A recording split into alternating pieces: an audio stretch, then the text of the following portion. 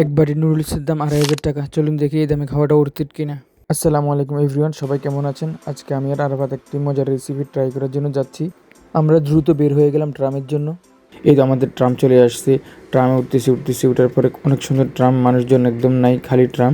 আমরা একটা সিট বেছে নিয়ে বসে গেলাম। বসার পরে আমি আবার কতক্ষণ ক্যামেরার সামনে বক বক বক বক করলাম। এবার আরাফাতকে বললাম, আরাফাত তুমি কিছু বলো, আমরা দুজনে একসাথে আজকে মজার একটা নুডলস খাবো।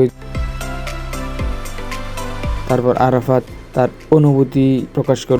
আমরা আজকে খেতে যাচ্ছি বল্টি ফুলের লাঞ্জো নুডলস, যেটা হালাল। তো এটা খুবই ভালো লাগে আমার কাছে, জুবাইর কখনো খাই নাই, তো ওকে খাওয়াবো আজকে। এরপর অবশ্যই আমরা চলে আসলাম আমাদের কাঙ্ক্ষিত ঠিকানা। অবশেষে আমরা চলে আসলাম সেই বিখ্যাত বল্টি ফুল রেস্টুরেন্টে। ধীরে ধীরে আমরা ভিতরে প্রবেশ করলাম। অনেক সুন্দর স্পেস, অনেক মানুষ বসে আছে, খাবারের জন্য অপেক্ষা করতেছে। আরাফাত কাউন্টারে গিয়ে অর্ডার দিল, আমি বসে পড়লাম টেবিলে। আমরা সবাই বসে আছি, অপেক্ষা করতেছি, খাবারের জন্য অর্ডার দিয়ে অপেক্ষা করলাম। তারপরে দুজনে টাকা দিয়েছি, কিন্তু অর্ডার দিয়েছে আরাফাত, নিজের টাকা নিজে দেওয়া লাগছে, আরাফাতে খাওয়াই নাই। এটাই সেই ২,৫০০ টাকা দামের সুস্বাদু নুডলস। খাওয়া শুরু করলাম, খাইতে খাইতে খাইতে খাইতে আবারও কতক্ষণ বক বক করলাম। গরম হলেও খাবারটা অসাধারণ ছিল। খাবার শেষ করে বের হতে আমার পানি পিপাসা লাগলো, কিন্তু ফ্রি পানি থাকতে কেন আমি পানি কিনবো। পরে দেখি রাস্তার পাশে পানির কল, পাশের দিকে আবার বাংলা সিনেমার পোস্টার লাগাই রাখছে, হারবালের পোস্টার। এই যে আমি খাওয়া শুরু করলাম, গ্লাস নাই, মুখ দিয়ে খাওয়া লাগে। পানি খাওয়া শেষ হওয়ার পর দিকে একটা মাইয়া রাস্তার মধ্যে গান গাইতেছে, মাইয়ারা অনেক সুন্দর গান গাইতেছে, কিন্তু বুঝি না কি গান গাইতেছে। ৩ নাম্বার ট্রামে উঠলাম, কিন্তু ট্রাম আমাদের সাথে বেইমানি করলো।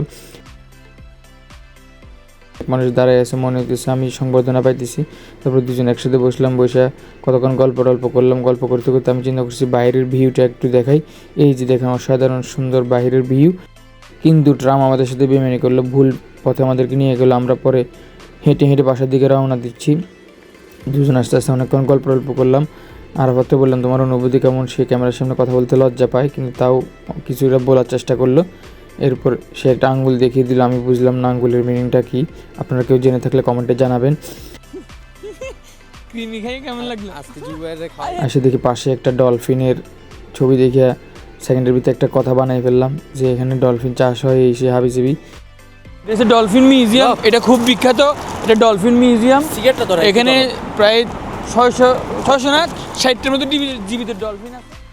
বললো ব্যাগটা তুমি নাও। পরে আমি তার থেকে ব্যাগটা নিয়ে নিলাম, কারণ আমি অনেক মানবিক। ব্যাগ নিয়ে হেঁটে হেঁটে হেঁটে চলে আসছে আমরা রাস্তার পাশে। অসংখ্য সুন্দর রাস্তার ফুটপাথটা সুন্দর, একদম ক্লিন একটা ফুটপাথ। এভাবেই দেখতে দেখতে আমাদের সফর শেষ হয়ে গেলো। কী খাইলাম, হাঁটতে হাঁটতে কথা বলতে বলতে পেট ভরে গেছে। খাবার শেষ, আমার আবার ক্ষুধাও লেগে গেছে।